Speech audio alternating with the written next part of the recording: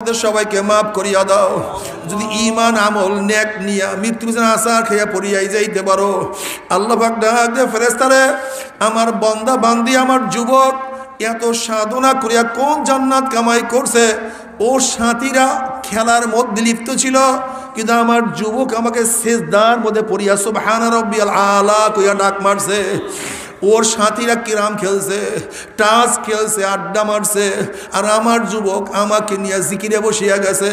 ওর সাথীরা দাড়ি কাটছে, আমার যুবক দাড়ি রাখছে।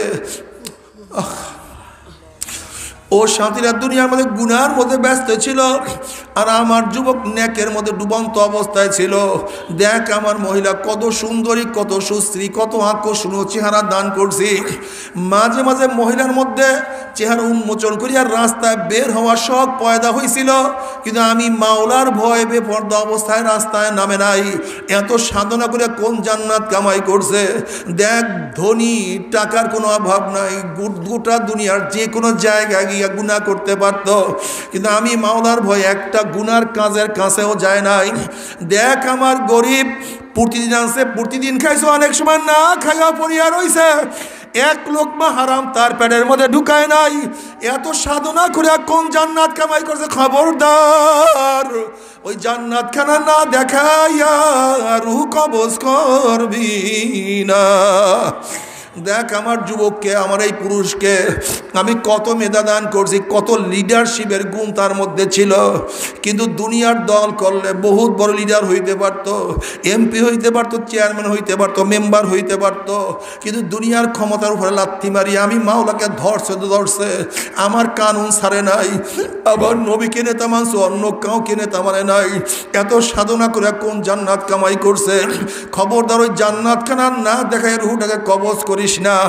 আল্লাহর কসম করিয়া বলিয়া থুইলাম, আল্লাহ পাকের মুমিন বান্দা বান্দি যখন মৃত্যু আসার খাইয়া পড়িয়া যাবে, হঠাৎ স্বপ্নের মধ্যে দেখতে পারবে জান্নাতের দরজাগুলি টাস টাস করে খুলিয়া গেছে। জান্নাতের হুর গেলমানরা জাওয়াহিরের মালা নয়ে দাঁড়ায় রইছে, বলবে আল্লাহ তাখাফু ওয়ালা তাহজানু। এই আল্লাহ পাকের মুমিন বান্দা বান্দি কোনো চিন্তা নাই, কোনো ভয় নাই। এত সাধনা করিয়া কোন জান্নাত কামাই করছো।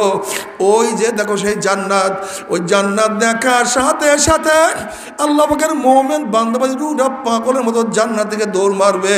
কখন যে শরীরের থেকে রুহ বাইর হইয়া যাইবে আল্লাহ পাকের মুমিন বান্দা বান্দি কোনো কিছু টেরও করতে পারবে না। আল্লাহ তুমি কবুল করিয়া নাও।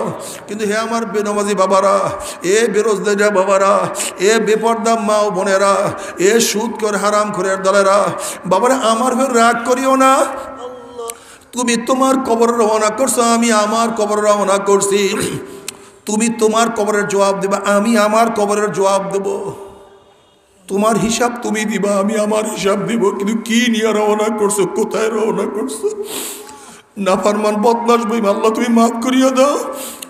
নাফরমান বদমাশ বেঈমান যখন মৃত্যু আসার খাইয়া পড়িয়া যাবে, আল্লাহ পাক ডাক দে ফেরেশতারে, এই নাফরমান বদমাশ বেঈমান নামাজ কাজা করিয়া রোজা ছাড়িয়া দিয়া বেপরদা জিনার মধ্যে লিপ্ত হইয়া দুনিয়ার ক্ষমতার পিছনে ঘুরিয়া সুদ ঘুষ গ্রহণ করিয়া কোন জাহান্নাম কামাই করছে। খবরদার ওই জাহান্নাম খানা না দেখাইয়া রুহটাকে কবজ করিস না। আল্লাহর কসম করিয়া বলিয়া থুয়ে গেলাম, নাফরমান বদমাশ বেঈমান হঠাৎ স্বপ্নের মধ্যে দেখতে পারবে জাহান্নামের দরজাগুলি টাস টাস করিয়া খুলিয়া গেছে। জাহান্নামের আগুন দাউ দাউ ধাউ দাউ করে জ্বলতে আছে। আজরাইলের মাথা আসমানে, পাও তার জমিনে, এক হাত মাসিগার, এক হাত মাগরিবে। নীল রঙের দিঘির মতো বড় বড় দুইটা চক্ষু, গোটা দুনিয়া বরাবর বিশাল একটা শরীর, সমস্ত শরীরের মধ্যে লম্বা লম্বা কালো কালো পশম, আবার সমস্ত পশমের গোড়া দিয়ে শুধু আগুনের ঝিলকি বাইর হইতে আছে। আল্লাহ মাফ করিয়া দাও। এই অবস্থা দেখি আর নাফরমান রূহ আর বাইর হইতে চাইবে না, রূহটা থরথর করে কাঁপতে থাকবে। আজরাইল আলাইহিস সালাতু ওয়াস সালামের দিকে রূহটা তাকায়া থাকবে, বলবে ভাই আজরাইল, আমার বয়স তো মাত্র 16, আমার বয়স তো মাত্র 18, আমি তো মাত্র মেট্রিক পরীক্ষা দিলাম, ইয়ে ভর্তি হইলাম। ভাই আজরাইল নতুন চাকরি নিছে, আগামীকাল বেতন পাবো, বেতন দিয়া বাপ মাকে কিছু খাওয়াবো, আজকেই তুমি দুনিয়ার থেকে বিদায় দিয়া দেবে, একটু অপেক্ষা করো। ভাই আজরাইল আমার নবজাত শিশু, আমি মারা গেলে এতিম হইয়া যাবো, ওদের মুখের মধ্যে কে খানা তুলিয়া দিবে? আমার বাচ্চা বড় হওয়ার সুযোগ করিয়া দাও। ভাই আজরাইল অমুক মাহফিল গিয়া নিয়াত করছিলাম নামাজ আর কাজা করব না, রোজার ছাড়ব না, বেপরদার হব না, গুনার কাজের কাছেও যাব না, এই তওবা করব করতে করতে তুমি আমার সামনে হাজির হয়ে গেছো, আমাকে একটু তওবা করার সুযোগ করিয়া দাও। সারা রাত্র ইবাদত করব, সারাদিন রোজা রাখবো, জিকির আজকের মধ্যে লিপ্ত হইয়া যাব, আর গুনার কাজের কাছেও যাব না। হাত পা ধরতেছেন মসজিদে নেওয়ার জন্য, আমি মসজিদে নেওয়ার জন্য, আপনি হাত পাও ধরতেছেন একজন দাঁড়িয়ে রাখার জন্য, আমি আপনি হাত পাও ধরতেছেন একজনকে ঈমান আনাবার জন্য, আমি একই কাজ করতেছি। আপনি আমাকে পছন্দ করেন না কেন? শত্রু মনে করতেছেন কেন? আসলে বাহ্যিকভাবে ভাবতেছেন আপনি দিনের কাজ করেন, আসলে দিনের কাজ করেন না, পেটের কাজ করেন। পেটের কাজ, পেটের কাজ করেন। 10 জন দরবেশ এক কম্বলে নিচে শুইতে পারে। কয়জন দরবেশ? 10 জন দরবেশ একই কম্বল নিচে শুইতে পারে, কিন্তু 2 বাদশা 2 দেশেও থাকতে পারে না। দরবেশরা যখন শোয়, ভাই ঠিক আছে তুই গায়ে দে, আমি একটু কষ্ট করি। আর একজন ভাই তুই গায়ে দে, আমি একটু কষ্ট করি। ভাই তুই গায়ে দে, আমি একটু কষ্ট করি। ওয়ায়ুসিরুনা আলা আনফুসিহিম ওয়ালাউ কানা বিহিম খাসাসা। মুমিনের চরিত্র তো নিজের ধ্বংসের মুহূর্তেও তার ভাইকে প্রাধান্য দেয়। কি কথা ঠিক না? তাহলে 10 জন দরবেশ এক কম্বলের নিচে থাকতে পারে, কিন্তু 2 জন বাদশা 2 দেশেও থাকতে পারে না। নাম দিছি দরবেশি, কিন্তু দেখা যায় 2 এলাকায় 2 পীর থাকতে পারি না, এক জায়গায় বসতে পারি না, সাক্ষাৎ হয় না, আসতে পারি না। এর নাম পীর বুড়ি দিন, এর নাম শয়তানি, এর নাম দুনিয়াদারি। মানুষকে ধোকা দিচ্ছি, সব ধোকা দেই মানুষকে, সব ধোকা, সব শয়তানি। যদি তুমি হিতাকাঙ্ক্ষী হও, যেরকম ধরে নেন যে যেই দলের সাপোর্ট করে, সে সেই দলের যদি ভোটার বেশি জোগাতে পারে, তাকে শত্রু মনে করে না বন্ধু মনে করে? কথা বলেন তো। তা আমি যদি আল্লাহ পাকের দল করি, আল্লাহ নবীর দল করি, তার পক্ষে যত লোক আনতে পারবো, তুমিও যদি আল্লাহরই দল করতা, আল্লাহ নবীর দল করতা, তাহলে তার পক্ষে যত লোক আনতে পারতাম, তোমার বন্ধু হইতা। কিন্তু শত্রু কেন? কারণটা কি? সহজ কথা বুঝেন না কেন? হ্যাঁ, ধরে নেন আপনাদের ওয়ার্ডের মধ্যে বিভিন্ন ওয়ার্ডের মধ্যে দায়িত্বশীলরা কাজ করতেছে একই দলের, তাহলে যে ওয়ার্ড থেকে বেশি ভোট দেয় তাদেরকে পুরস্কৃত করে না ঘৃণা করে? তুই এত ভোট দিলি কেন? ঘটনা কি? ঘৃণা করে পুরস্কৃত করে? তাদেরকে উপকৃত করে, পুরস্কৃত করে না ঘৃণা করে? কারণটা কি কন্ত? তোর মাধ্যমে দলের লোক, দলের ভোট, পক্ষের ভোট। আমরা যে আল্লাহ উলাইকা হিজবুল্লাহ উলাইকা হিজবু শয়তান, গোটা দুনিয়ার মধ্যে যাদের মাধ্যমে আল্লাহর পক্ষের লোক বেশি হবে, তারা তোমার আপন হওয়ার কথা ছিল, প্রশংসা হওয়ার যোগ্যতা রাখে সে। কিন্তু প্রশংসা তো দূরের কথা, ঘটনা কি? বাস নিয়ে খোঁচাখুচি করো কেন? গালাগালি করো কেন? দল পাকাও কেন? বাধা দাও কেন? আসতে দাও না কেন? বন্ধু তো বন্ধুর কাছে আসে। আল মুমিনু কারাজুল ওয়াহিদ। দেখো তুমি বুখারীর রাওয়ায়াত উঠায়া, আল মুসলিমু মান সালামা আল মুসলিমুনা মিন লিসানিহি ওয়া ইয়াদিহি ওয়াল মুহাজিরু মান হাজারা মা নাহাল্লাহু আনহু। বুখারীর রাওয়ায়াত। আল মুসলিমু মান সালামা আল মুসলিমুনা মিন লিসানিহি ওয়া ইয়াদিহি। মুসলিম তো ওই ব্যক্তি, মুসলিম তো ওই ব্যক্তি যার হাতের দ্বারা, মুখের দ্বারা আর এক মুসলমান নিরাপদ থাকবে। অন্য রাওয়ায়াতের মধ্যে আবু মুসা আশআরী রাদিয়াল্লাহু প্রশ্ন করছেন, আইয়ুল ইসলামি আফজালু? সাহাবার প্রশ্ন, ক্বালু ইয়া রাসূল আইয়ুল ইসলাম আফজালু? ক্বালা রাসূলুল্লাহ সাল্লাল্লাহু আলাইহি ওয়াসাল্লাম মান সালামাল মুসলিমুনা মিন লিসানি ওয়া ইয়াদিহি। বুখারীর মধ্যে রাওয়ায়াত আছে। সাহাবার প্রশ্ন, ইয়া নবী আল্লাহ, ইসলামের মধ্যে সবচেয়ে উত্তম কাজ কোনটা, সবচেয়ে দামি কাজ কোনটা? নবী আলাইহিস সালাতু কি ফরমান, যার মাধ্যমে আর এক মুসলমান যার মুখ এবং হাতের দ্বারা অন্য মুসলমান নিরাপত্তা লাভ করবে, এটা সবচেয়ে শ্রেষ্ঠ ইসলাম, সর্বোত্তম সর্বোৎকৃষ্ট ইসলাম। ঘটনা কি? ঘটনাটা কি? আজকে মুসলমানকে চোখে রাখতে পারি না, কারণটা কি? দেখো, যদি নবীকে মহাব্বত করতাম, কাকে? তা নবীর চেহারাওয়ালা মানুষদেরকে মহাব্বত করতাম কি করতাম না? কিন্তু আজকে মুসলমানের সন্তানরা নবীর চেহারা মানুষকে ঘৃণা করে। আজকে রাজনীতি কোটি কোটি মুসলমান সন্তানকে বেঈমান বানায় ফেলাইছে। এই রাজনীতি কোটি কোটি মুসলিম সন্তানদেরকে বেঈমান বানায় ফেলাইছে।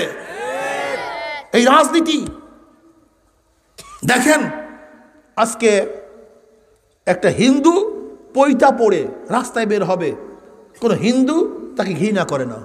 একজন হিন্দু তিলক পরিয়া রাস্তায় বের হবে, হিন্দু ঠাকুর, কিন্তু হিন্দু যুবকরা তাকে টিটকারি করে না। একজন হিন্দু ধুতি পরিয়া রাস্তায় বের হবে, কোনো হিন্দু ওই ঠাকুরকে ধুতিকে টিটকারি করে না। কিন্তু আপনি মুসলিম সন্তানদের মাথার মধ্যে ইয়াহুদি খ্রিস্টান ইসলামের দুশ্মনরা কি ঢুকাইয়া দিছে।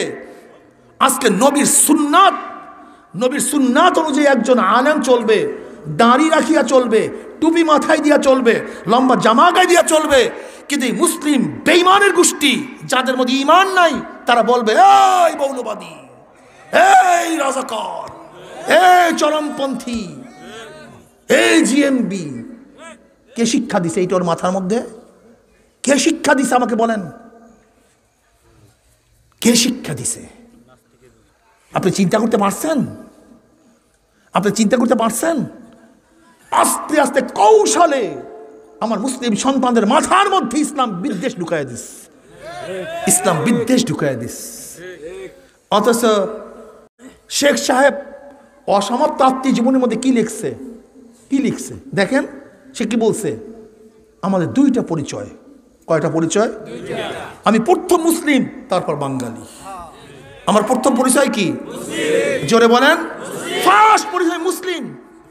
আমি মুসলিম, এরপরে আমি বাঙালি। এইটা ছিল যখন বাংলাদেশ হয় নাই তখনকার কথা। এখন আমার পরিচয় কি? আমি মুসলিম, আমি বাংলাদেশি। ইসলামকে বাদ দিয়ে আমার পরিচয় হতে পারে না। ফার্স্ট আমার পরিচয় আমি কি ভাই? সবাই বলেন আমি মুসলিম, এরপরে আমি চরমনাই। ফার্স্ট পরিচয় মুসলিম, এরপরে চরমনাই মুরিদ। ফার্স্ট পরিচয় আমি মুসলিম, এরপরে আওয়ামী লীগ। আমি মুসলিম, আমি বিএনপি। আমি মুসলিম, আমি অমুক গোত্রের। আমি মুসলিম, আমি অমুক জেলার। আমি মুসলিম, আমি অমুক দেশের। ইসলাম বাদ দিয়ে আমার দেশের পরিচয় হতে পারে না। ইসলাম বাদ দিয়ে আমার দলীয় পরিচয় হতে পারে না। এবার বলেন তো, ইসলামের সাথে যদি আমার বাবার টক্কর লাগে, বাবা থাকবে না ইসলাম থাকবে? কথা বলেন। কি ঘুমাইছেন নাকি? এটা জোশের সাথে বলেন, অন্তর থেকে বলেন, কলব দিয়া বলেন। বাবার সাথে ইসলামের টক্কর লাগলে বাবা থাকবে, ইসলাম থাকবে। যদি ইসলামের সাথে আমার মার টক্কর লাগে, মা থাকবেন, ইসলাম থাকবে। ইসলামের সাথে যদি আমার স্বামীর টক্কর লাগে, আমার স্ত্রীর টক্কর লাগে, ইসলাম থাকবে না স্বামী থাকবে? ইসলাম থাকবে, স্ত্রী থাকবে। ইসলামের সাথে যদি আমার দলের টক্কর লাগে, তখন ইসলাম বাদ পড়বে, দল ঠিক থাকবে।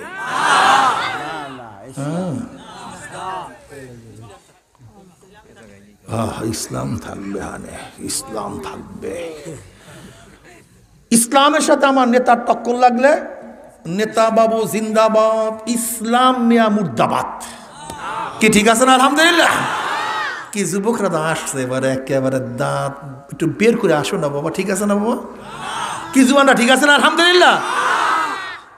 আমার নেতার সাথে টক্কর লাগে, ইসলাম ঠিসলাম, ইসলাম ঠিসলাম পরে, নেতাজি আগে। দেখছো সবাই কিন্তু না বলতে পারে না। যদি দলের সাথে ইসলামের টক্কর লাগে, দল থাকবে, ইসলাম ভাঙ্গিয়া যাবে, ঠিক আছে না? বরং দলের সাথে, নেতার সাথে, যার সাথে ইসলামের টক্কর লাগবে সব ভেঙে চুরমার হয়ে যাবে, ইসলাম ঠিক থাকবে। ঠিক আছে? ও ভালো মতো বুঝেন, ইসলাম ঠিক রাখেন। শুধু তাই নয়, মুসলমান, হ্যাঁ মুসলমান, যদি ইসলামের সাথে শক্ত পাহাড়ের সাথে টক্কর লাগে, পাহাড়টা তুলার মতো উড়িয়া যাবে, ইসলাম ঠিক থাকবে ইনশাআল্লাহ। ইমানকে মজবুত রাখো, ধ্বংস করে ফেলাইতেছে। মূল আঘাত ইসলামের উপরে। রাজনীতি বলো, সমাজনীতি বলো, পড়াশোনা বলো, নাটক বলো, নোবেল বলো, সাহিত্য বলো, যাহা কিছু বলো, মূল টার্গেট ইসলামটাকে কাটিয়া দে, ইমানটাকে ধ্বংস করিয়া দে। এটা হলো বেঈমানদের চক্রান্ত, বেঈমানদের চক্রান্ত। আস্তে আস্তে আস্তে আস্তে আস্তে আস্তে কাউকে দলের মাধ্যমে, কাউকে এনজিওর মাধ্যমে, কাউকে পড়াশোনার মাধ্যমে, কাউকে উদারপন্থীর মাধ্যমে ইসলামকে ধ্বংস করার চক্রান্ত। মুসলমানের গোষ্ঠী, আখারে মুসলমানের গোষ্ঠী রে, আফসুস লাগে মুসলমানের চেহারার দিকে তাকাইলে। মুসলমান ইসলামকে ঘৃণা করে কিভাবে? মুসলমান নবীদের ওয়ারিসদের বিরুদ্ধে আন্দোলন করে কিভাবে? মুসলমান নবীর ওয়ারিসকে গালি দেয় কিভাবে? আমাকে বলো তো, আমাকে বলো তো। এই জালেম, জালেম শোনো, ভালো মতো বুঝো জালেম। আমরা টুপি নামাইতে পারি না তা না, নামাইতে পারি কিন্তু নামাই না, তোমাকে বুঝতে হবে। আমরা দাড়ি কাটতে পারি না তা না, কাটতে পারি কিন্তু কাটি না। আমরা কলেজ ইউনিভার্সিটিতে পড়তে পারি না তা না, আমার বাবাকে টাকা ছিল না, কলেজে পড়াতে পারতেন না, ইউনিভার্সিটি পড়াতে পারতেন না, পারতেন কিন্তু পড়ান নাই। আমাদেরকে পয়সা পাতি নাই। অনেকেই বলবেন হুজুর আপনার কিন্তু পয়সা আছে, পরের জমি ঠকাইয়া খান, এই টাকা পাইছেন আপনারা, পরের টাকা টোকা খান, পরের জমি মারিয়া খান, এই টাকা আপনাদের আছে। আল্লাহ তোমাদেরকে মাফ করে দুক। এই কথা যারা বিশ্বাস করে, যারা বলে, আমি ওদেশে বড় মুনাফিক আর কেউ থাকতে পারে না। মুনাফিকের আলামত কি? যখন কথা বলে তখন মিথ্যা কথা বলে। ইজা হাদ্দাসা কাযাবা। মুনাফিকের আলামত হলো তিনটা, এর মধ্যে একটা কি?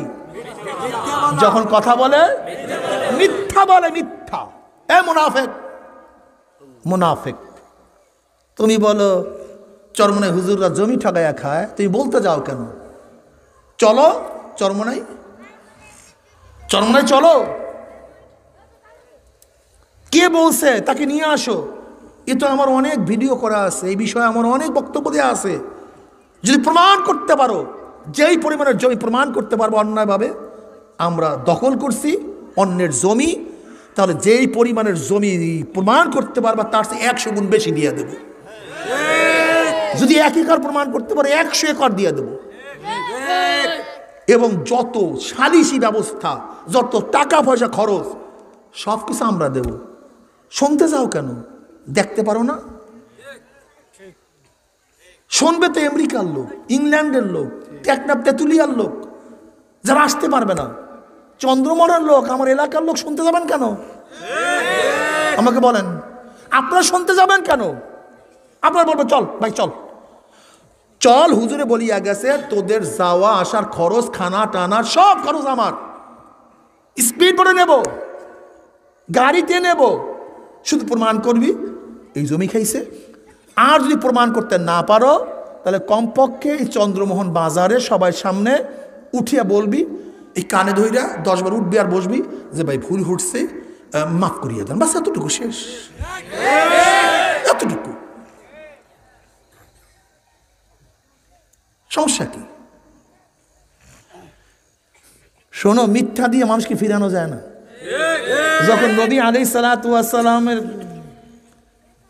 বিরুদ্ধে হাজারো কিছু করার পরে ফিরাতে পারে না, তখন কি বলছে? মাজুব, পাগল, লুবি, অর্থ লুবি, ক্ষমতা লুবি, মহিলা লুবি, কত কি বলছে না, মনে নেই? কিন্তু ফিরাতে পারছে। সত্য কিন্তু চাপা দিয়ে রাখা যায় না, আগুনকে চাপা দিয়ে রাখা যায় না। এত সহজ না, এত সহজ না।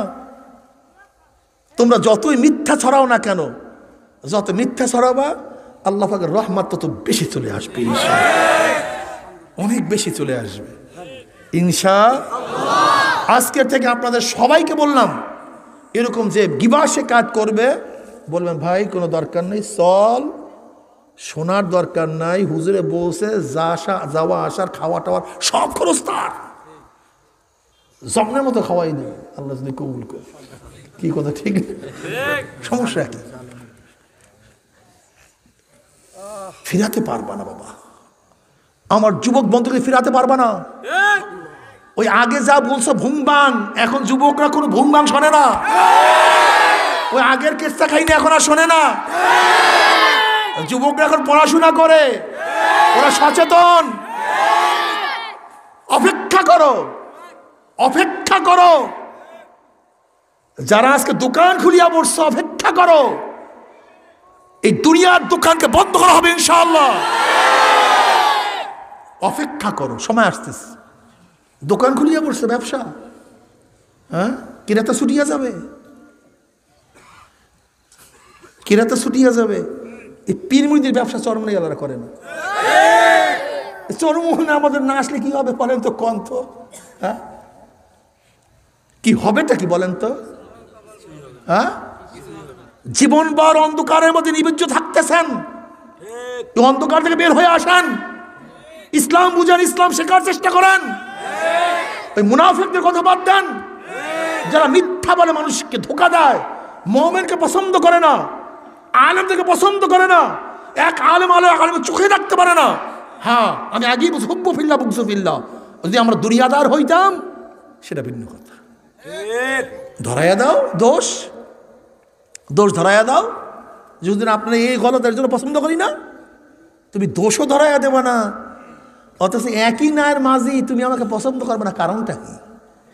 ও দোকান বন্ধ হয়ে যাবে না, দোকান খুলছো, ব্যবসা খুলছো, মনে রাখতে হবে।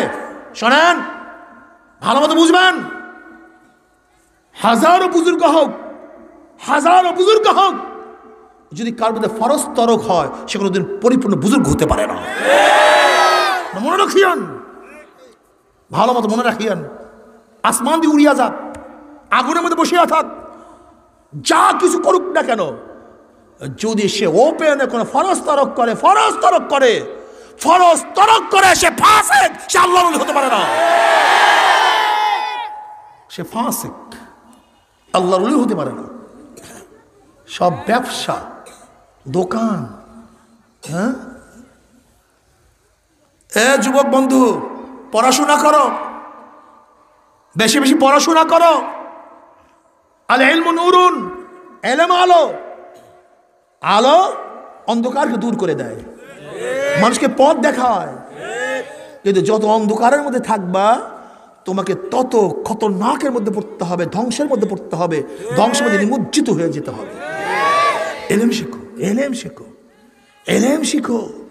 আমার মুসলমানের সবচেয়ে বড়, সবচেয়ে দুর্বলতা হলো এলেম নেই, জানাশোনা নেই। আওয়ামী লীগ করে, আত্মজীবনী পড়ে নেই। বিএনপি করে, জিয়াউর রহমানের পরিচয় জানে না। বিএনপি করে, কোনোদিন বিএনপি নীতিমালা পড়ে নেই। আওয়ামী লীগ করে, কোনোদিন নীতিমালা, জাতীয় পার্টি করে কোনো নীতিমালা। এই দেশের রাজনীতি, যত গণ্ড মূর্খরা দেশের রাজনীতি করে, জানে না ফানে না কিচ্ছু। যদি বলি সেকুলার কি জিনিস জানি না, গণতন্ত্র কি জিনিস জানি না, ডেমোক্রেসি কি জিনিস জানি না। তুই করসটা কি বা ক, তোর মূল নীতি কি ক বল, কিচ্ছু জানে না। রাজনীতি করে, আমি এদেশের সভাপতি, আমি দেশের সেক্রেটারি, আমি অমুক, আমি তমুক। আমি কথাটা বুঝাতে পারিনি। এই যত পড়াশোনা নাই, পড়াশোনা নাই, এর জন্য মুসলিম জাতির ধ্বংস হয়ে যেতেছে। ইসলামের ইতিহাস কয়জনে জানো কত? ইসলামের ইতিহাস পর্যন্ত জানে না মুসলমান, মুসলমানের সন্তান। নবীর কয়জন মেয়ে, কয়জন ছেলে জানে না। আমার নবী কবে ইন্তেকাল করছে জানে না। আবু বকর রাদিয়াল্লাহু তাআলার ইতিহাস জানে না, উমরের ইতিহাস জানে না, ওসমান রাদিয়াল্লাহু ইতিহাস জানে না, আলী মুর্তাজার ইতিহাস জানে না, খোলাফা রাশিদের ইতিহাস জানে না, মদিনা সনদ জানে না, হুদায়বিয়া সন্ধি জানে না। এই মুসলমান ফতে মক্কা অবস্থা কি ছিল জানে না। বিদায় হজের সময় নবী আলাইহিস সালাম কি ঘোষণা দিয়েছিলেন কয়জনে জানেন? কম তো বলেন তো। তাই চেতনা আসবে কিভাবে আমাকে বলেন? চেতনাটা আসবে কিভাবে? আমি যে মুসলিম, আমি শ্রেষ্ঠ, আমার সংবিধান শ্রেষ্ঠ, আমার নীতি শ্রেষ্ঠ, আমার আদর্শ শ্রেষ্ঠ, আমি গোটা দুনিয়ার মধ্যে সর্বশ্রেষ্ঠ নীতি ও আদর্শ লালন করি, এটা জানবেন কিভাবে আমাকে বলেন? চেতনা আসবে কিভাবে আমাকে বলেন? এই না আসার কারণে তোমার আমার গলার মধ্যে ছাগলের মতো রশি লাগাইয়া ওই নাস্তিক বেঈমানরা টানে, আর তুমি চলতে থাকো। নাস্তিকের গোষ্ঠী তোমার আমার কান ধরিয়া যেদিকে ইচ্ছা সেদিকে টানে, আর আমার যুবক সন্তানদেরকে, মুসলিম সন্তানদেরকে আমাদের বিরুদ্ধে লাগাইয়া দেয় ঘৃণা করার জন্য। আস্তাগফিরুল্লাহ। যেখানে মুসলিমরা সবচেয়ে আপন হবে, মুমিনরা আপন হবে, যুবকরা ভদ্র হবে, আলেমদেরকে শ্রদ্ধা করবে, সম্মান করবে, দোয়া নিবে, সেখানে মুসলিম সন্তানরা আজকে আলেমদেরকে ঘৃণা করে। তুমি বুঝতে পারছো বেঈমান হয়েছে কিভাবে, কোন পর্যায়ে বেঈমানি চলতেছে? আমার যুবক, আমার মুরব্বী, আমার পর্দালে মা বোনের ইসলাম শেখেন, ইসলাম জানেন, কমপক্ষে আমার নবীর জীবনীটা পড়েন রে বাবা। এই ফার্স্ট টু লাস্ট একটা অনুরোধ করতেছি, আমার নবী আলাইহিস জীবনীটা পড়েন, ফার্স্ট টু লাস্ট একটু পড়েন, ধারণা চেঞ্জ হয়ে যাবে, পুরা ধারণা চেঞ্জ হয়ে যাবে। যুবকদের মধ্যে পড়াশোনা নেই, গান বাজনা, থিয়েটার, গাঁজা, মুরফিন, ইয়াবা। জানেন উপরের থেকে কি আসে? উপরের থেকে কি? শুধু সাপ্লাই, শুধু সাপ্লাই। এক তো মেন্টাল সাপ্লাই করে অপসংস্কৃতির মাধ্যমে, নাটক, সিনেমা, আমার মহিলাদের মধ্যে ঢুকাইয়া দিয়েছে সিরিয়াল। এমন কোন অপসংস্কৃতি নাই আমাদের বাচ্চারা জানে না, আমার মহিলারা জানে না। এক তো মেন্টালকে ধ্বংস করার জন্য অপসংস্কৃতি, আর জীবন ধ্বংস করার জন্য ইয়াবা, মুরফিন, গাঁজা সব ঢুকাই দিতে আসছে, শুধু মুসলিমদেরকে ধ্বংস করার জন্য।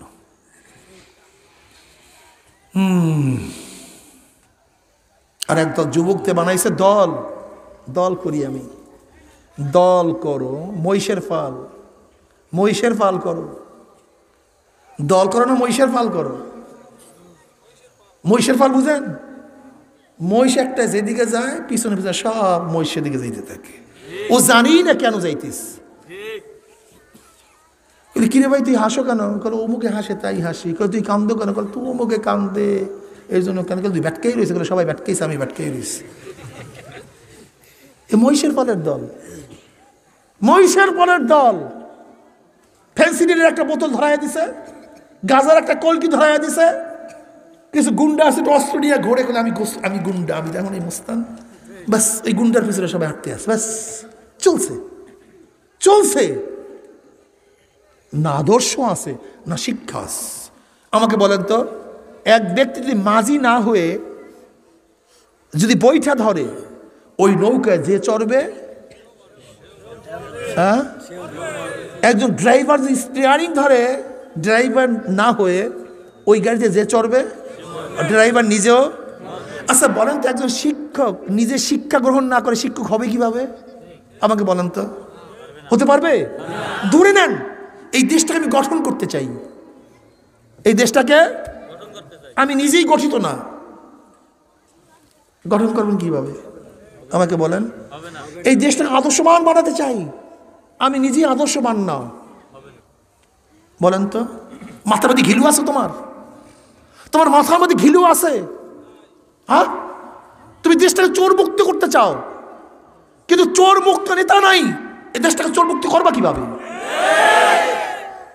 মাথার মধ্যে ঘিলু আছে তোমার? যেখানে আজকে ছাত্র সংগঠন করে, তারা যদি ধর্ষণে সেঞ্চুরি করে, তারা যদি মদ খেয়ে মারা যায়, তারা যদি অস্ত্রবাজি করে, তাহলে দেশটা ভালো হবে কিভাবে আমাকে বলো তো, আমাকে বলো।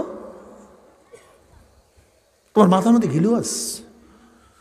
তুমি পড়াতে চাও, আগে নিজে পড়ো। তুমি বইটা ধরতে চাও, আগে শিখো। তুমি স্টিয়ারিং ধরতে চাও, আগে গাড়ি চালানো শিখো। তুমি দেশটাকে ভালো বানাতে চাও, আগে নিজে ভালো হও, তারপর দেশটাকে ভালো বানাবার চেষ্টা করো। নিজে ভালো না হয় দেশটাকে ভালো বানাবে? পাগল পাগল। যেমন কৃষক যদি হাল চাষ না শিখে, নাঙ্গল ধরে, যেরকম নাঙ্গলের ফাল তার গরুর পার মধ্যে ঢুকিয়া যায়, ঠিক তদ্রূপ আদর্শবান না হয়ে কেউ যদি দেশের হাল ধরে, তাহলে দেশটাও রসাতলে যায়। আগে মানুষ গঠন করো না, শিক্ষক গঠন করো না, স্টিয়ারিং ধরাও না, আদর্শবান হও, মুসলিম হও। ইন্নানি মিনাল মুসলিমিন, ইন্নানি, আমি মুসলমান, ক্লিয়ার কাট কথা। আমার বাবার সাথে টক্কর লাগুক, মার সাথে টক্কর লাগুক, স্ত্রীর সাথে টক্কর লাগুক, দলের সাথে টক্কর লাগুক, পীরের সাথে টক্কর লাগুক, যার সাথে টক্কর লাগুক না কেন, সব ভেঙ্গে চুরমার হয়ে যাবে, আমার ইসলাম ঠিক থাকবে। রাজি আছে ইনশাআল্লাহ? তোমার আমার ইমান দিয়া পুসরাত পাড়ি দেওয়া যাবে না। কিন্তু মাঝি এখনো দরিয়ার কিনারায়, মেঘনা নদী পাড়ি দিতে হবে, সাগর পাড়ি দিয়ে উপরে যেতে হবে। এখনো দরিয়ার কিনারার মধ্যে আসো, পরীক্ষা করার যথেষ্ট সুযোগ আছে।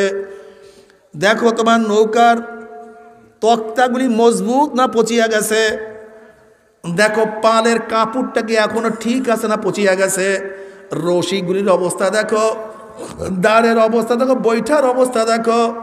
খবরদার, জ্বর শুরু হয়ে গেছে, বন্যা শুরু হয়ে গেছে, বিশাল তুফান, মেঘনার মতো নদী, সাগরের মতো বিশাল বিশাল সাগর।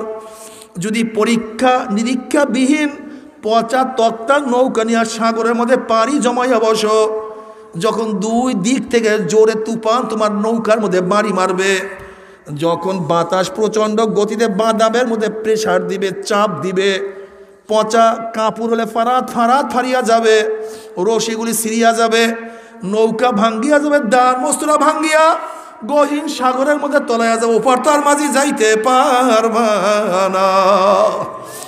হে সাড়ে তিন হাত নৌকার মাঝি, হে সাড়ে তিন হাত নৌকার মাঝি আবদুল্লাহ, হে সাড়ে তিন হাত নৌকার মাঝি আব্দুর রহমান, হে সাড়ে তিন হাত নৌকার মাঝি রহিমা খাতুন, পাঁচটা মহাসাগর পাড়ি দিয়ে আমার মাওলার দরবারে হাজির হইতে হবে। মৌয়াত এক সাগর, কবর এক সাগর, কিয়ামত এক সাগর, মিজান এক সাগর, পুসরাত এক সাগর। এখনো দুনিয়ার কিনারা আছো, দেখো তোমার নামাজের অবস্থা কি, নামাজ কাজার সংখ্যা বেশি, নামাজ পড়ার সংখ্যা বেশি। দেখো তোমার রোজার অবস্থা কি, রোজার রাখার সংখ্যা বেশি, রোজা কাজার সংখ্যা বেশি। দেখো তোমার চোখের থেকে গুনাহ বেশি হয়েছে না ন্যাক বেশি হয়েছে, দেখো কানের থেকে গুনার আওয়াজ বেশি ঢুকছে না ন্যাকের আওয়াজ বেশি ঢুকছে।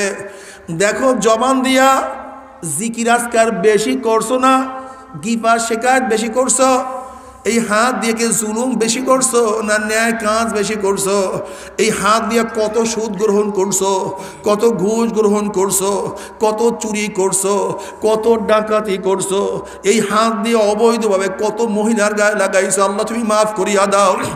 এই হাত দিয়া কত গাঁজা ইয়াবা মদ পান করছো, এই পাও দিয়া কত ন্যাকের দিকে হাঁটছো, কত গুনার দিকে হাঁটছো, এই অন্তর দিয়া কত গুনার চিন্তা করছো, গুনা যা করছো তওবা করতে পারছো কি পারো নাই, তওবা যা করছো আমার মাওলায় মাফ করছে কি করে নাই।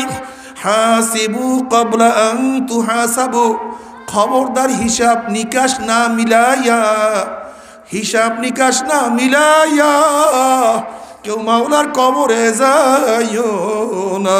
আল্লাহ, এ পরীক্ষার্থী খবরদার, পরীক্ষা দেওয়ার জন্য রওনা করছো, আগেই পরীক্ষা নিরীক্ষা করিয়া হলে ঢুকিও।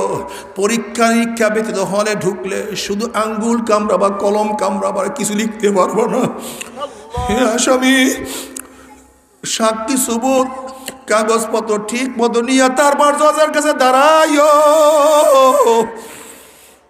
ওইখানে কোনো কাজ হবে না। আল্লাহ আল্লাহ তুমি আমাদের সবাইকে মাফ করিয়া দাও। যদি ঈমান আমল নেক নিয়া মৃত্যু বিছানা আসার খেয়া পড়িয়াই যাইতে পারো, আল্লাহ পাক ডাক দে ফেরেশতারে, আমার বান্দা বান্দি, আমার যুবক, এত সাধনা করিয়া কোন জান্নাত কামাই করছে। ও সাথীরা খেলার মধ্যে লিপ্ত ছিল, কিন্তু আমার যুবক আমাকে সেজদার মধ্যে পড়িয়া সুবহান রাব্বিয়াল আলা কইয়া ডাক মারছে। ওর সাথীরা কিরাম খেলছে, টাচ খেলছে, আড্ডা মারছে, আর আমার যুবক আমাকে নিয়ে জিকিরে বসিয়া গেছে। ওর সাথীরা দাড়ি কাটছে, আমার যুবক দাড়ি রাখছে। ও সাথীরা দুনিয়ার মধ্যে গুনার মধ্যে ব্যস্ত ছিল, আর আমার যুবক নেকের মধ্যে ডুবন্ত অবস্থায় ছিল। দেখ আমার মহিলা কত সুন্দরী, কত সুশ্রী, কত আকর্ষণীয় চেহারা দান করছি। মাঝে মাঝে মহিলার মধ্যে চেহারা উন্মোচন করিয়া রাস্তায় বের হওয়ার শখ পয়দা হয়েছিল, কিন্তু আমি মাওলার ভয়ে বেপর্দা অবস্থায় রাস্তায় নামে নাই। এত সাধনা করে কোন জান্নাত কামাই করছে।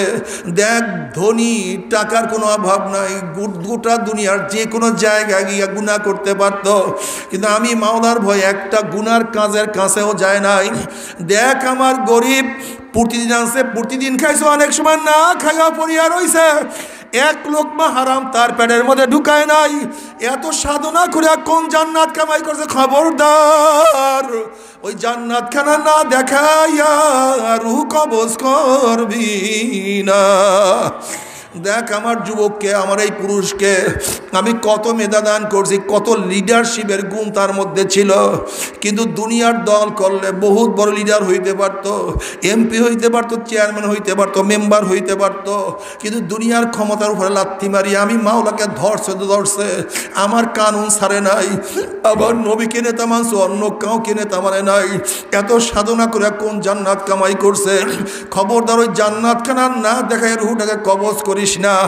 আল্লাহর কসম করিয়া বলিয়া থিগাম, আল্লাহ পাকের মুমিন বান্দা বান্দী যখন মৃত্যুর আসার খাইয়া পড়িয়া যাবে, হঠাৎ স্বপ্নের মধ্যে দেখতে পারবে জান্নাতের দরজাগুলি টাস টাস করে খুলিয়া গেছে।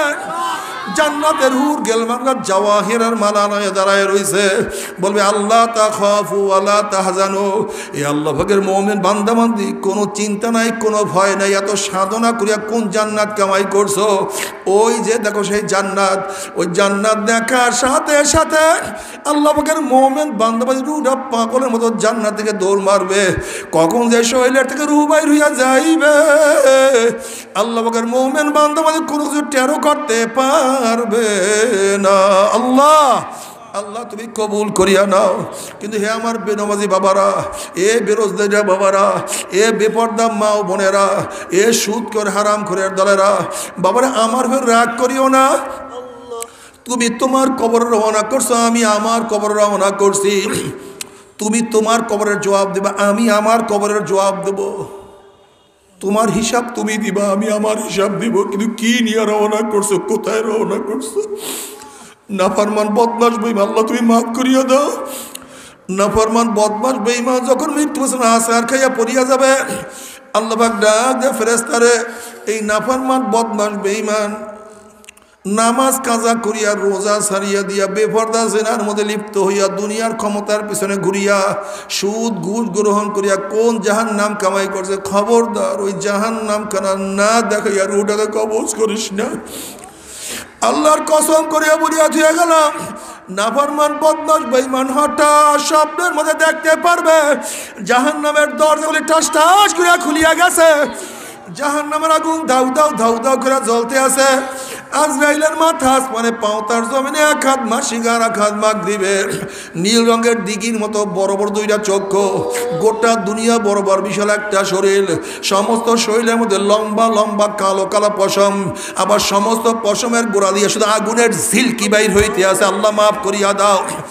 এই অবস্থা দেখি আর নাফরমান রূহ আর বাইর হইতে চাইবে না, রূহটা থরথর করে কাঁপতে থাকবে। আজরাইল আলাইহিস সালাতু ওয়াস সালামের দিকে রূহটা তাকায়া থাকবে, বলবে ভাই আজরাইল, আমার বয়স তো মাত্র 16, আমার বয়স তো মাত্র 18, আমি তো মাত্র মেট্রিক পরীক্ষা দিলাম, ইয়ে ভর্তি হইলাম। ভাই আজরাইল নতুন চাকরি নিছে, আগামীকাল বেতন পাবো, বেতন দিয়া বাপ মাকে কিছু খাওয়াবো, আজকেই তুমি দুনিয়ার থেকে বিদায় দিয়া দেবে, একটু অপেক্ষা করো। ভাই আজরাইল আমার নবজাত শিশু, আমি মারা গেলে এতিম হইয়া যাবো, ওদের মুখের মধ্যে কে খানা তুলিয়া দিবে? আমার বাচ্চা বড় হওয়ার সুযোগ করিয়া দাও। ভাই আজরাইল অমুক মাহফিল গিয়া নিয়াত করছিলাম নামাজ আর কাজা করব না, রোজা আর ছাড়ব না, বেপরদার হব না, গুনার কাজের কাছেও যাব না, এই তওবা করব করতে করতে তুমি আমার সামনে হাজির হয়ে গেছো, আমাকে একটু তওবা করার সুযোগ করিয়া দাও। সারা রাত্র ইবাদত করব, সারাদিন রোজা রাখবো, জিকির আজকের মধ্যে লিপ্ত হইয়া যাব, আর গুনার কাজের কাছেও যাব না। ওয়াকুম মিনাস সালিহিন, আমাকে একটু তওবা করার সুযোগ করিয়া দাও। আজরাইল আলাইহিস সালাতু ওয়াস সালাম বলে খবিস, আমার মাওলা কি কালামে পাকে দাগি বলেন নাই ওয়ালা ইউআখিরুল্লাহু নাফসান ইযা জাআ আজালুহা, আমি কাউর বাড়ির দরজায় নক করলে গোটা দুনিয়ার মানুষ আমাকে সরাইতে পারে না, আমি আমার সামনে হাজির হইলে গোটা দুনিয়ার মানুষ আমাকে ভাগাইতে পারে না, আমি আমেরিকার রাশিয়া বুলেট কামান কিছুই ভয় করি না, আর তোকে সুযোগ দেওয়া হবে না। আজরাইল আলাইহিস সালাতু ওয়াস সালাম গোসা হইয়া রুডের পরে এমন জোরে থাবা মারবে, থাবার জোরে কলিজার রগগুলি সিরিয়া সিরিয়া নিয়ে যাইবে।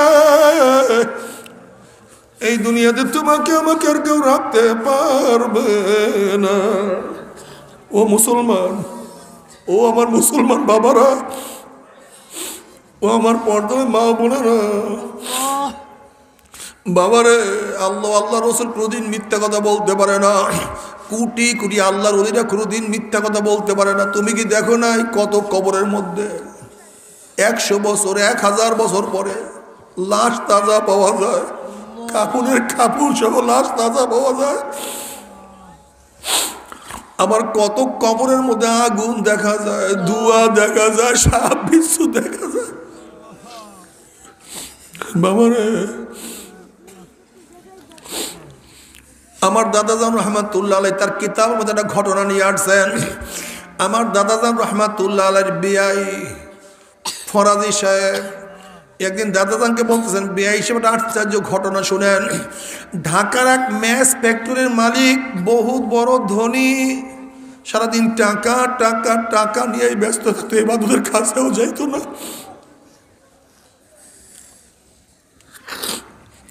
ওই ব্যক্তি মারা যাওয়ার পরে তাকে দাপন করিয়া সবাই যখন আমরা চলে আসলাম, তার ছেলে বলতেছে আমার 1000 টাকার একটা চেক পড়িয়া গেছে। ওই সময় 1000 টাকা অনেক দাম।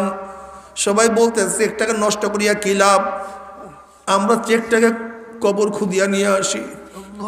আব্দুল কাদের ফরাজি সাহেব বলছে, বেয়াই সাহেব আমিও গেলাম। যখন আস্তে আস্তে কবর থেকে মাটি উঠানো শুরু করছে, হঠাৎ দেখে ধোঁয়া।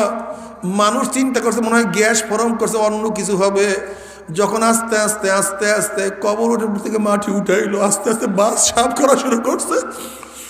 হঠাৎ যখন কবর দিকে তাকাইছে, তখন দেখো ওই ব্যক্তির জিভটা টানিয়া নাবিস তার মধ্যে ঝুলাইয়া ফেলাইছে, হাত পা ভাঙ্গিয়া একত্রিত করিয়া ফেলাইছে। এই অবস্থা থেকে সবাই চিল্লান দিয়া বেহুশ হইয়া পড়িয়া গেছে। বেয়াই সাহেব 7-8 দিনের মধ্যে খানা পিনা করতে পারি নাই। আল্লাহ তুমি আমাদের সবাইকে মাফ করিয়া দাও। বাবার আমার দাদাজান রহমাতুল্লাহ আলাইহি তার কিতাবের মধ্যে ঘটনা উল্লেখ করছেন। এরপর কি তোমার কিছু বুঝে আসবে না, কিয়ামতের ময়দান কত মারাত্মক জায়গা। আল্লাহ পাক কালামে পাকের মধ্যে ফরমান, ইয়াউমা ইয়াফিরুল মারউ মিন আখিহি ওয়া উম্মিহি ওয়া আবিহি ওয়া সাহিবাতিহি ওয়া বানি। যেই দিন আপন ভাই ভাইয়ের পরিচয় দেবে না, মা ছেলেকে সাহায্য করবে না, ছেলেও মাকে সাহায্য করবে না, বাবা ছেলেকে উপকার করবে না, ছেলেও বাবাকে উপকার করবে না, নেতা নেত্রী সব হারাইয়া যাবে, সবাই নাফসি নাফসি বলবে। বুখারীর মধ্যে আসছে, ওয়াকুল ইব্রাহিম খলিলুল্লাহ নাফসি নাফসি, মুসা কালিমুল্লাহ নাফসি নাফসি, ঈসা রুহুল্লাহ নাফসি নাফসি, আদম সফুল্লাহ নাফসি নাফসি। সমস্ত নবীরা বলবে মাওলা আমাকে বাঁচাও, আমাকে বাঁচাও, আমাকে বাঁচাও। এই মুহূর্তে জনাব মুহাম্মদ রাসূলুল্লাহ সাল্লাল্লাহু আলাইহি ওয়াসাল্লাম সিজদায় পড়ে বলবে, মাওলা তোমার ইজ্জত ও জালালের কসম খেয়ে বলতে আছি, আজকে ওই জাহান্নাম তোমার একটা উম্মতকেও খাইয়া ফেলায়, আমি কিন্তু তোমার হাবিব জান্নাতের মধ্যে ঢুকবো না।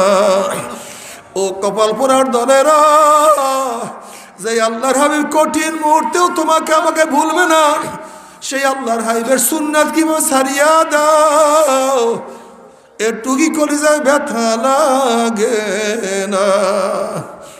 সে আল্লাহর হাইবকে কিভাবে নেতা না মানো?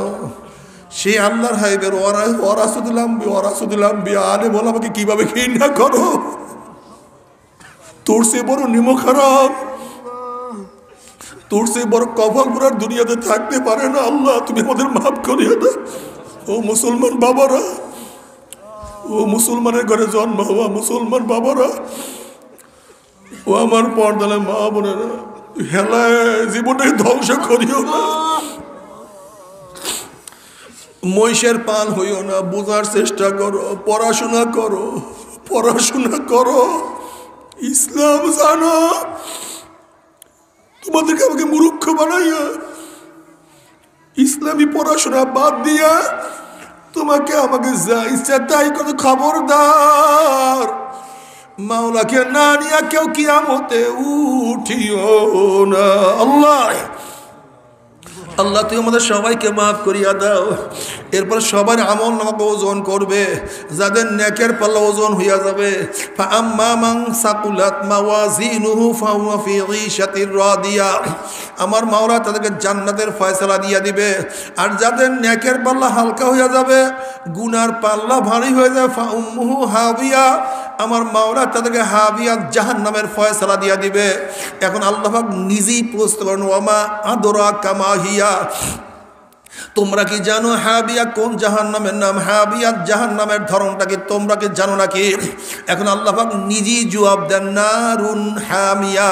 শোনো, হাবিয়া কোন জাহান্নাম? যেরকম কোনো এক মানুষ যদি বঙ্গোপসাগরের মাঝখানে ডুব দেয়, তার ডাইনে বামের চারদিকে পানি আর পানি ছাড়া কিছুই থাকে না। হাবিয়া এমন একটা জাহান্নাম যার ডাইনে আগুন, বামে আগুন, উপরে আগুন, নিচে আগুন। নারুন হামিয়া, আগুনের একটা গর্ত, আগুনের একটা মটকা, আগুনের একটা কুয়া। আল্লাহ তুমি মাফ করিয়া দাও। বাবারে, যখন জাহান্নামের মধ্যে জাহান্নামীরা পড়িয়া যাবে, 70 বছর পর্যন্ত, 70 বছর পর্যন্ত জাহান্নামের নিচে যাইতেই থাকবে, যাইতেই থাকবে, যাইতেই থাকবে 70 বছর পর্যন্ত। এখন জাহান্নামের নিচ কোথায়? কত গহীনে চলিয়া যাবে। আল্লাহ তুমি মাফ করিয়া দাও। গুনাহ খাতা মাফ না করাইয়া কাউকে মওয়াদ দিও না। আল্লাহ আমাদের সবাইকে বুঝ দিয়া দাও, সমস্ত মানুষকে ঈমান দিয়া দাও। খাস করে মুসলমান মুমিনদেরকে খাঁটি বুঝ তুমি দান করো। হেদায়েতের মালিক তুমি। তবে মুমিন মুসলমান বলতে সবাইরই মনে চায় গুনার থেকে ফিরিয়া নেক আমল করিয়া মাওলার জান্নাতে কিন্তু সবাইরই যাইতে মনে চায়। গুনাহ নিয়া মাওলার জাহান্নামে কাউরে কিন্তু যাইতে মনে চায় না। কিন্তু কেনই বা আমরা নেক আমল করতে পারি না? কেনই বা গুনার কাম ছাড়তে পারি না? এর মূল কারণ হলো আপনার এবং আমার পিছনে নফস এবং শয়তান লাগিয়া রয়েছে। এই নফস এবং শয়তান থেকে ফেরার জন্য যে কোনো একজন হক্কানি আল্লাহর ওলির হাতে হাত দিতে হবে রে বাবা। খবরদার, বর্তমান জমানায় পীর মুরিদের নামে ভেজাল, ব্যবসা, দলাদলি, হিংসা, হাসা, শিরক, বিদআতে পরিণত হয়ে গেছে। সমস্ত আল্লাহর ওলির একমত, যেই পীরের 5 জন মুরিদের মধ্যে কমপক্ষে 3 জনকে দেখবা আলহামদুলিল্লাহ সুন্নাত মুআফিক আমল আখলাক মজবুত হইয়া যাইতে আছে, গুনার কাম ছাড়তে আছে, নেকের আমল ধরতে আছে, কলব নরম হইয়া চোখে পানি আসতে আছে। বৃক্ষতর নাম কি? ফলের পরিচয়। উস্তাদের পরিচয় ছাত্রের মাধ্যমে, উকিলের পরিচয় তার আসামির মাধ্যমে, ডাক্তারের পরিচয় তার রোগীর মাধ্যমে, পীরের পরিচয় তার মুরিদের মাধ্যমে। চরমোনায় বুঝি না, চরমোনার দাওয়াত প্রশংসা প্রচার প্রসার করার জন্য আসিনি রে বাবা। চরমোনায় যাওয়ার তোমার কোনো দরকার নাই, কোনো দরকার নাই, কোনো দরকার নাই। তুমি যার কাছে গিয়া পারো গুনার কাম সারো, নেকের আমল ধরো, কলম নরম করিয়া চোখে পানি নিয়ে মাওলার কবরে যাইও। যেরকম দুনিয়ার ঘরে আগুন লাগলে পানি ছাড়া নিবানো যায় না, ঠিক তদ্রুপ তোমার এবং আমার গুনার দ্বারা যেই জাহান্নামের আগুন জ্বলিয়া রইছে, চোখের পানিও ছাড়া কিন্তু জাহান্নামের আগুন নিবানো সম্ভব না। কাজে বাবা আমার জন্য দোয়া চাই, আমিও দোয়া করি। সবাই সবার জন্য প্রাণ খুলিয়া দোয়া করো যেন কিয়ামতের ময়দানে গলাগুলি বাঁধিয়া মাওলা একসাথে জান্নাতে যাওয়ার তৌফিক দিয়া দেয়। আল্লাহুম্মা আমিন।